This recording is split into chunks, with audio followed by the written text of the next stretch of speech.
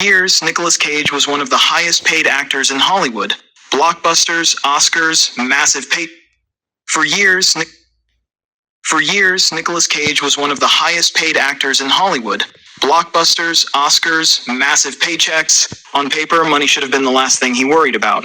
And yet, he nearly went broke. Now, obviously, most of us aren't buying castles or dinosaur skulls, but the feeling? That part hits close to home. Have you ever looked at your bank balance and thought, wait, I get paid, so why do I still feel broke? The money shows up, and then it just disappears. So let me ask you, do you actually spend too much? Or does your money just have no plan?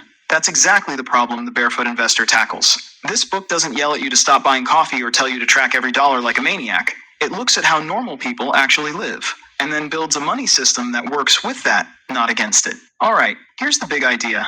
Most of us think money problems come from a lack of discipline.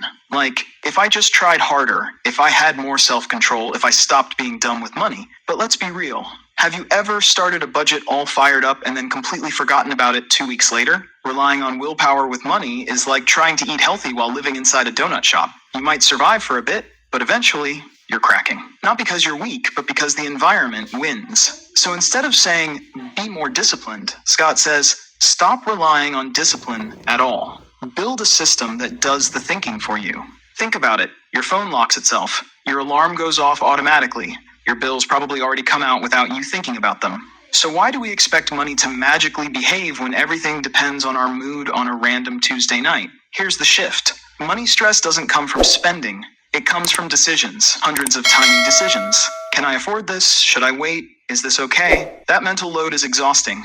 A good system removes those questions, and it doesn't care how you feel. And once you get that, money stops feeling like this constant fight. It starts feeling quiet, predictable, almost boring, in a good way. And that's the foundation for everything else we're about to talk about. Okay, now let's talk about the thing this book is famous for, the bucket system. This is the heart of the whole idea. Most people run their entire life out of one bank account. One place where rent, groceries, Uber rides, subscriptions, holidays, emergencies, everything just piles in together. And then we wonder why checking our balance feels stressful. Here's why this bucket system works so well. Your brain treats money differently when it's labeled. A dollar meant for rent doesn't feel the same as a dollar meant for fun.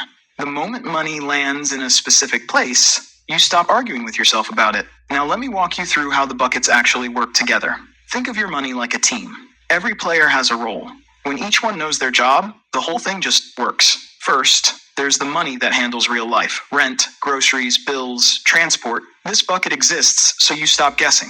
You know this money's job is survival stuff. So when you spend it, there's no guilt and no panic. You don't stand in the grocery store doing mental math. The system already decided. Then there's the fun money. And this part is huge. This bucket exists so you don't feel deprived. Because the fastest way to destroy any money plan is to make it miserable. This is the money you're supposed to enjoy.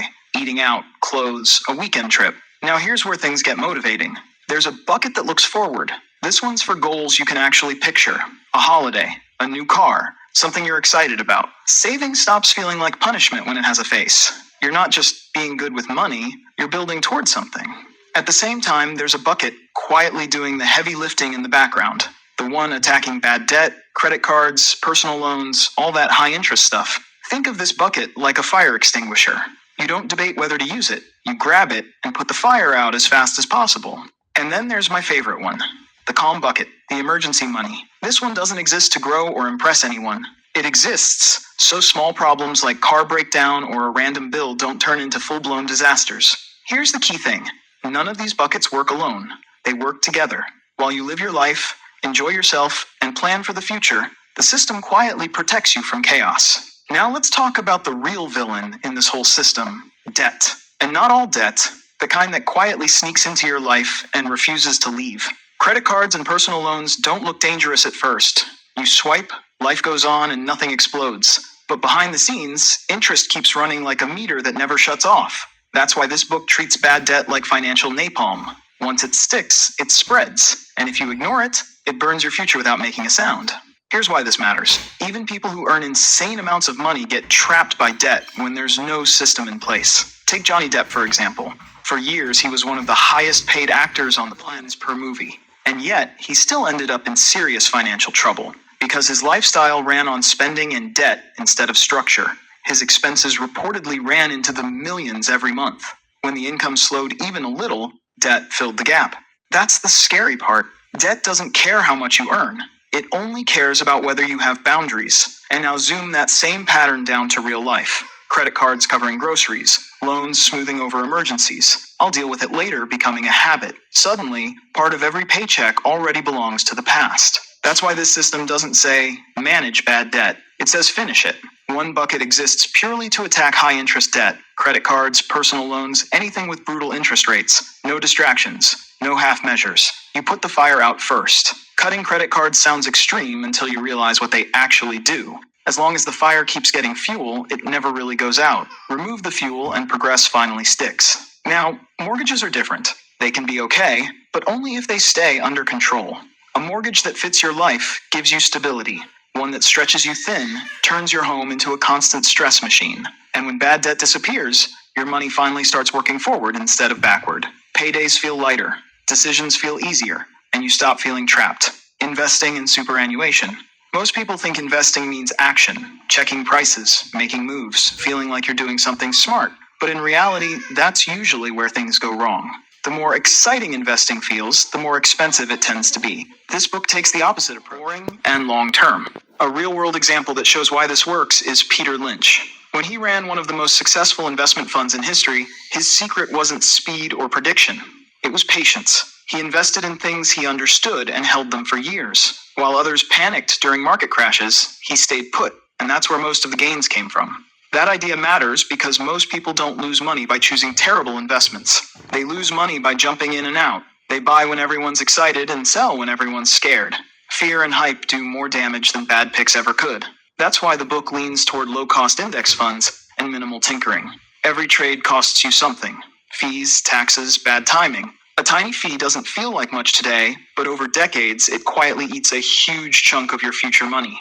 Now let's talk about superannuation, because this is where people accidentally leave a lot of money on the table. Super feels far away, so it's easy to ignore. But it works on the same principle Peter Lynch lived by. Time does the heavy lifting. Small changes early grow into massive differences later. Fees matter here more than almost anywhere else. Over 30 or 40 years, even small fees can cost tens of thousands without you noticing.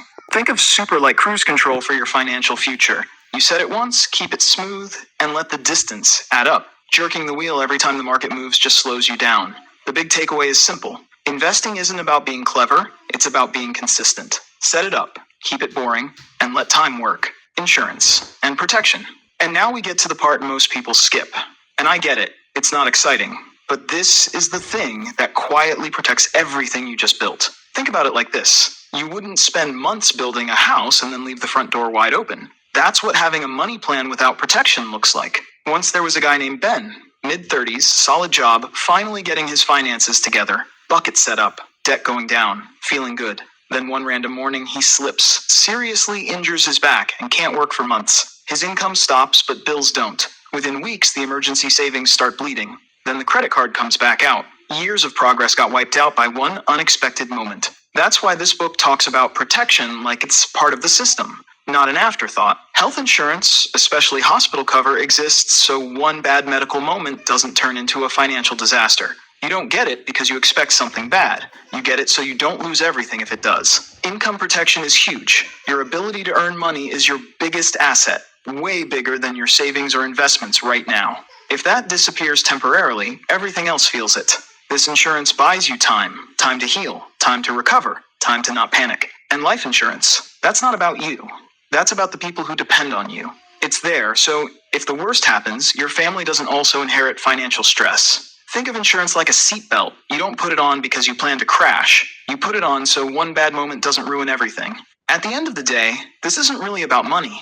It's about mental space. You don't need to be perfect or track every dollar or give up the things you enjoy. You just need a setup where your money knows where to go before you can overthink it. The buckets give clarity. Killing bad debt removes the weight. Boring investing lets time work for you. Protection keeps one bad day from undoing years of effort. So ask yourself, what would change if money stopped being the thing you worried about the most?